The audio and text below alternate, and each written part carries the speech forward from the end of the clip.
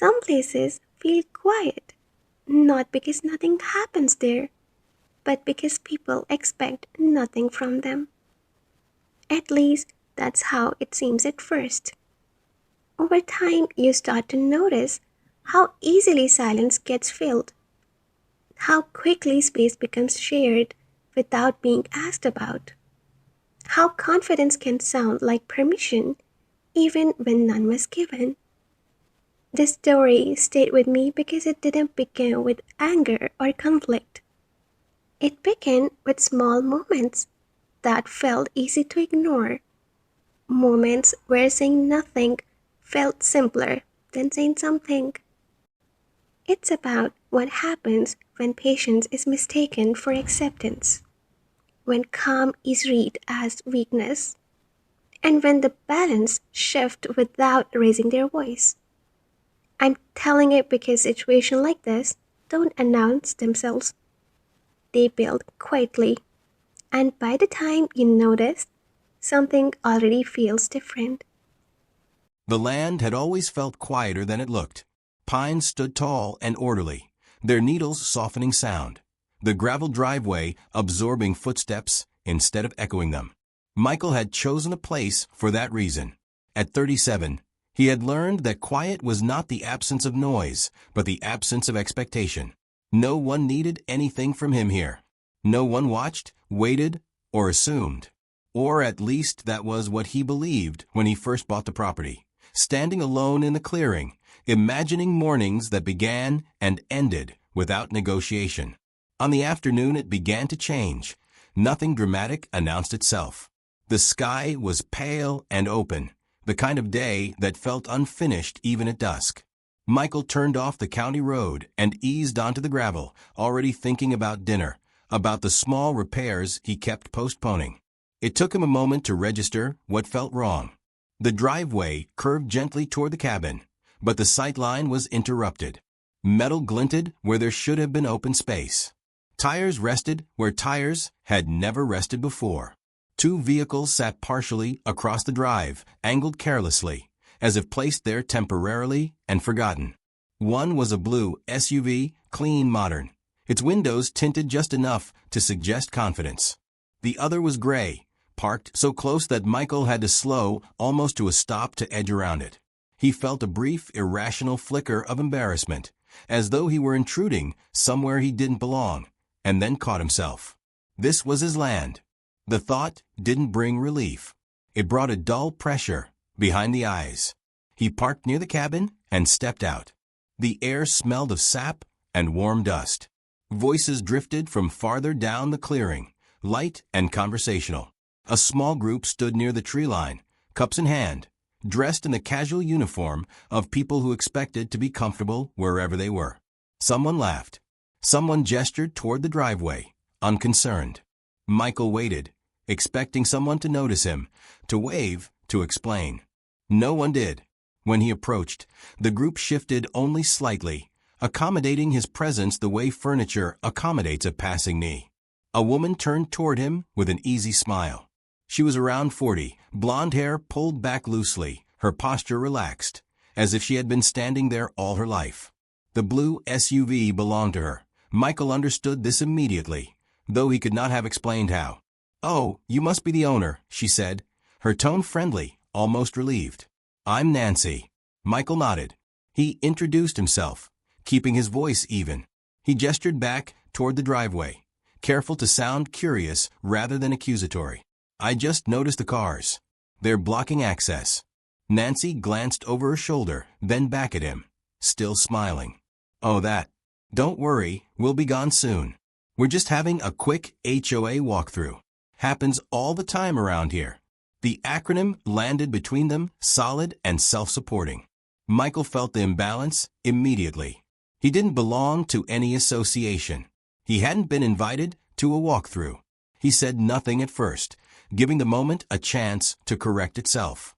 "This is a private driveway," he said finally.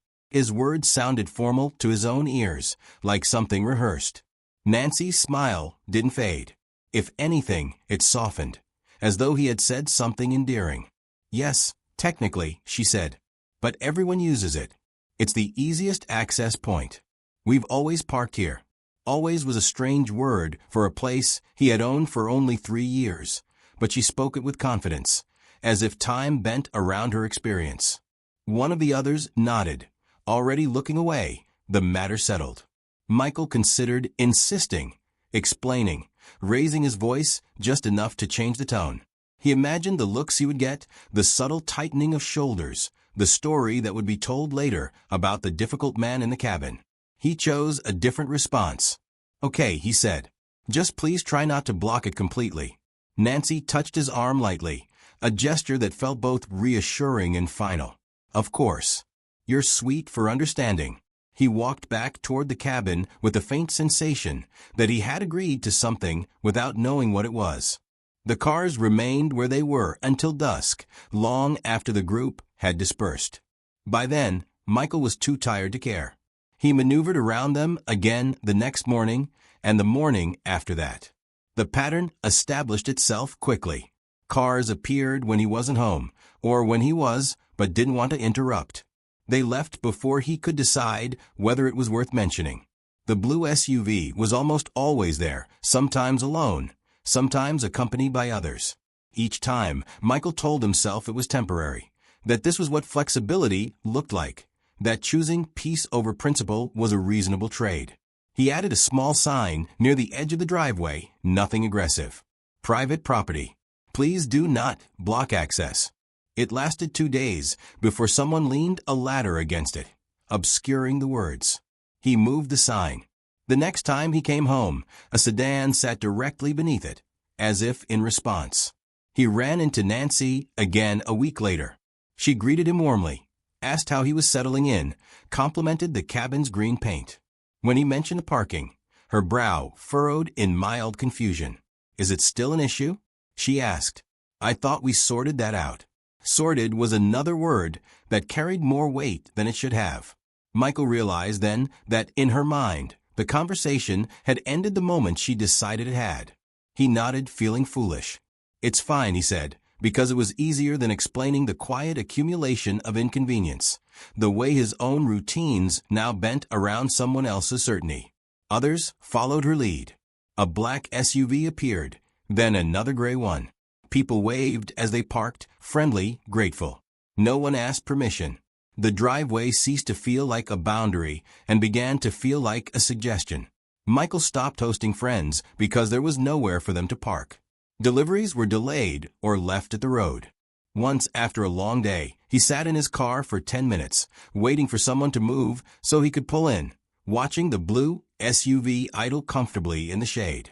He felt invisible in a way he hadn't since childhood, that peculiar erasure that comes not from hostility, but from assumption. He considered attending an HOA meeting, but the idea exhausted him. He imagined himself standing at the edge of a room, explaining ownership to people who believed proximity equaled permission. He imagined Nancy's polite smile, the murmurs of agreement. He stayed home instead. The land grew quieter again as autumn approached, but the cars did not disappear. If anything, they multiplied, as though testing the limits of his patience. Michael found himself watching from the cabin window, noticing details he hadn't before, how confidently doors slammed, how keys jingled, how people lingered without looking around. The behavior fascinated him even as it unsettled him. No one acted maliciously. No one needed to. The system supported them without effort. One evening, as the sun dipped behind the trees, Michael stood at the edge of the driveway and looked at the tire tracks etched into the gravel. They overlapped and crisscrossed, evidence of repeated use, of paths worn smooth by repetition. He realized that nothing would change unless something interrupted the pattern, and that interruption would not come from asking. The thought did not feel like anger. It felt like clarity. He went inside, closed the door, and let the quiet settle around him again, thinner now, but still present, waiting to see what would happen next. The next few weeks unfolded with a kind of deliberate casualness that made the situation harder to name. Nothing escalated outwardly. No voices were raised, no notes left on windshields, no apologies offered or demanded. The cars continued to arrive and leave with the same unthinking regularity, as if governed by an invisible schedule that had nothing to do with Michael's presence. He began to recognize them the way one recognizes birds, by silhouette alone. The blue SUV arrived first more often than not, easing into the gravel with practiced familiarity, its tires tracing the same arc each time. Others followed, positioning themselves wherever space allowed, trusting that space would always allow. Michael tried again to resolve it quietly. He sent a measured email to the HOA address listed on a bulletin board he had never noticed before. The message was polite, factual, stripped of emotion. He received a reply 2 days later, thanking him for reaching out and assuring him the matter would be reviewed. Nothing changed. A week later, he followed up. The response was warmer but no more specific, full of phrases that suggested care without commitment. He read it twice, noticing how often it referred to community standards without once mentioning property lines. He stopped checking his inbox after that. Instead, he adjusted his habits. He parked farther from the cabin when he sensed a crowd would gather, choosing inconvenience over interaction. He scheduled errands early in the morning, before the driveway filled. He told himself this was temporary, that situations like this resolved themselves once novelty wore off. Yet the novelty seemed only to deepen. People stayed longer now, leaning against hoods, setting down folding chairs. Once, someone lit a small grill near the edge of the clearing, the smell of smoke drifting toward the cabin, as if to test how much space truly belonged to him. Nancy remained unfailingly pleasant. She waved when she saw him, called him by name, asked about the weather. When he mentioned the driveway again, carefully, she laughed lightly and said he worried too much. "You live out here alone," she said once, as if offering comfort. "We're just bringing a little life to the place." The comment lingered with him long after she left. He wondered what it meant to bring life somewhere uninvited, to assume absence was an invitation rather than a choice. He wondered when quiet had become something to be corrected. The stakes shifted subtly, almost imperceptibly. A delivery truck refused to enter the driveway, citing obstruction, and left a package at the road. Michael carried it back himself, the weight of it awkward in his arms.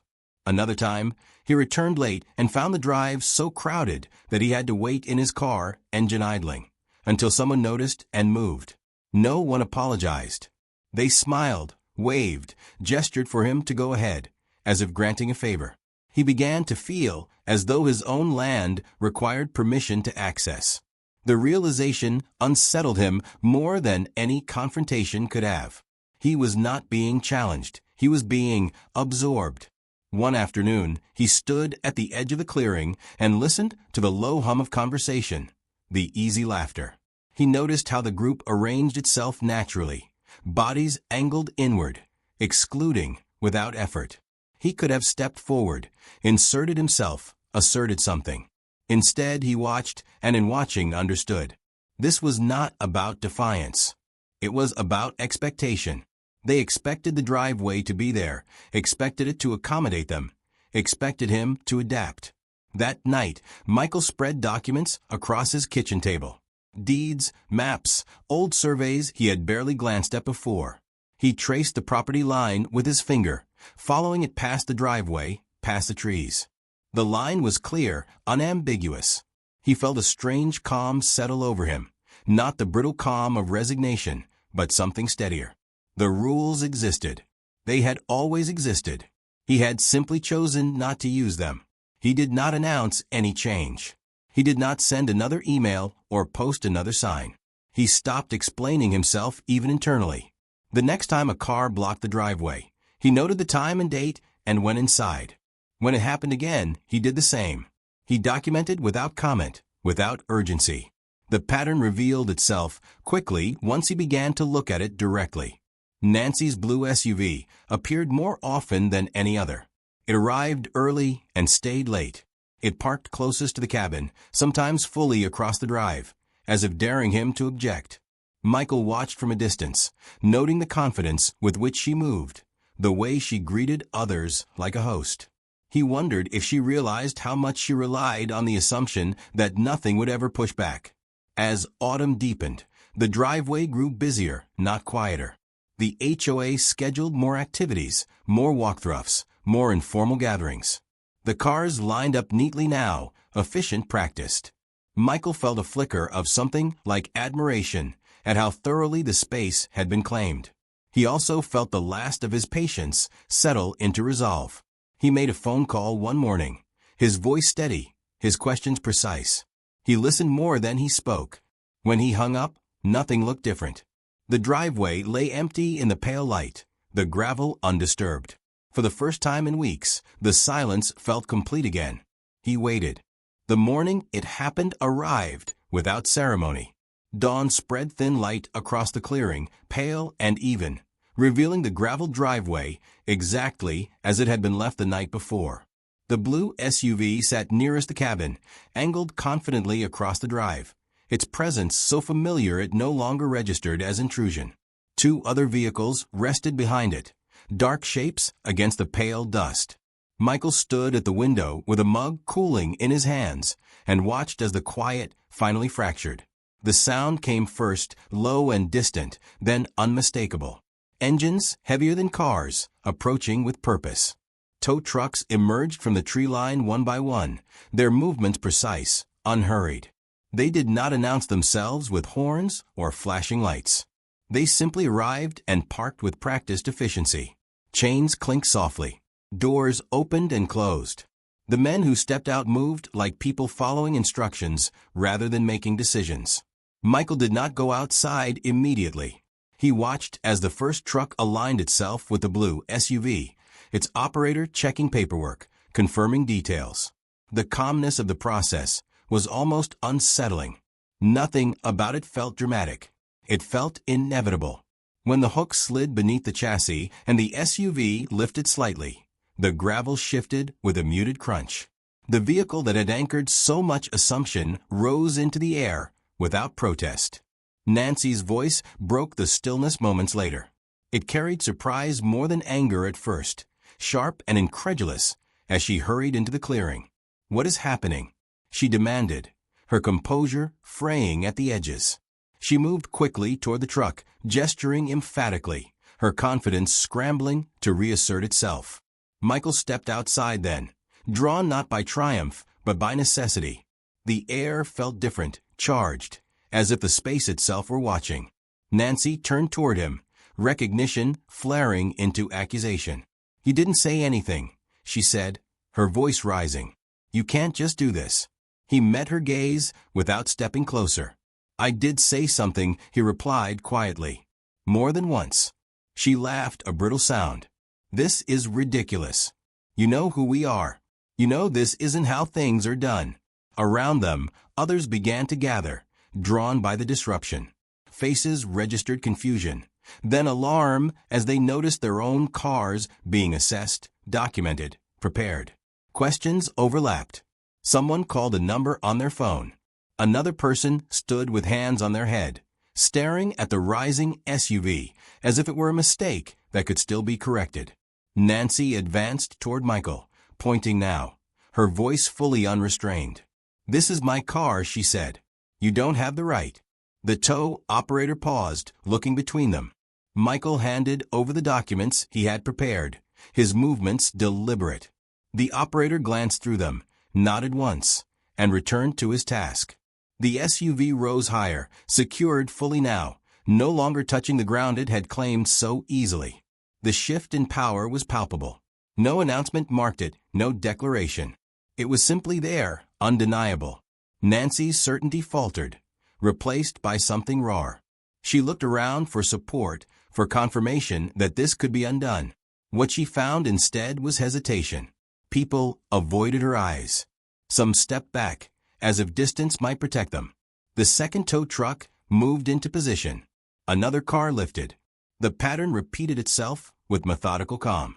Voices rose, then fell, then rose again. Threats were suggested, then abandoned. The men working did not respond to emotion. They responded to instructions, to lines drawn on paper, to rules that had waited patiently for someone to invoke them. A wooden sign stood at the edge of the clearing, newly placed, its letters stark against the morning light. "Auction." The words settled over the scene like a verdict. Nancy noticed at last. When she did, something in her expression shifted from anger to disbelief. "You can't be serious," she said, her voice cracking. "This is insane." Michael felt no urge to argue. He watched as the trucks filled, as the space emptied, as the driveway slowly returned to its original shape. Each removed vehicle seemed to release a measure of tension he had not realized he was carrying. The confrontation did not crescendo into chaos. It dissolved into understanding, slow and painful. By midday, the clearing was quiet again. The trucks departed in a line, carrying away the symbols of assumption and access. People dispersed without ceremony, their conversations hushed, their movements careful. Nancy lingered the longest, standing alone where her SUV had been. She did not look at Michael when she finally turned away. In the days that followed, the land settled into a new rhythm. The driveway remained clear. The silence returned, deeper now, edged with awareness. Michael walked the length of the gravel one evening, listening to his own footsteps, noting how space felt when it was no longer borrowed. He did not celebrate. He did not speak about what had happened unless asked, and even then, his answers were brief. The HOA activities shifted elsewhere. The assumptions dissolved quietly, leaving behind a kind of wary respect. Nancy's name came up less often. When it did, it carried no authority. One afternoon, Michael noticed fresh tire tracks at the edge of the road, stopping short of the drive. A car idled there briefly, then moved on. He watched from the cabin window, feeling neither satisfaction nor regret, only a steady sense of balance restored. The land had remembered itself. As evening fell, the pines darkened and the clearing softened into shadow. Michael stood at the doorway, listening to the quiet he had sought years ago. It was not the same quiet he had imagined then. It was heavier, earned, layered with understanding. He wondered how long it would last, and whether that question mattered anymore. The driveway lay empty as the last light slipped behind the trees, the gravel smooth again, unclaimed, finally still. Michael stood there longer than he needed to, listening to the hush settle back into the land, not as something fragile, but as something reclaimed. It wasn't victory, he felt, and it wasn't revenge. It was the quiet certainty that boundaries, once remembered, tend to hold. If this story made you pause or reminded you of a moment when standing still spoke louder than pushing back, share your thoughts in the comments. And if you want to hear more stories like this, where patience meets consequence, subscribe and stay with us for the next one.